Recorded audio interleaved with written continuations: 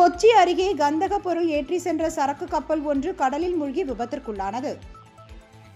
கேரள மாநிலம் திருவனந்தபுரத்தில் உள்ள விழிஞ்சம் துறைமுகத்திலிருந்து லைபீரிய நாட்டின் கொடியுடன் கொச்சி நோக்கி சென்று கொண்டிருந்த சரக்கு கப்பல் ஒன்று அரபிக்கடலில் மூழ்கி விபத்திற்குள்ளானது.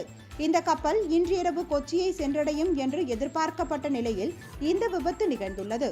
கொச்சியை தொடர்ந்து அந்த கப்பல் தூத்துக்குடிக்கும் செல்ல திட்டமிட்டிருந்ததாக கூறப்படுகிறது. இந்த விபத்தின் போது கப்பலில் இருந்த 24 பேரில் 21 பேர் மீட்கப்பட்டு விட்டதாகவும் எஞ்சியவர்களை மீட்கும் பணி நடைபெற்று வருவதாகவும் தகவல் வெளியாகியுள்ளது. தென்மேற்கு மழை காரணமாக கடலில் ஏற்பட்ட பாதகமான விளைவுகள் காரணமாகவே இந்த விபத்து ஏற்பட்டிருக்கலாம் என்று கூறப்படுகிறது.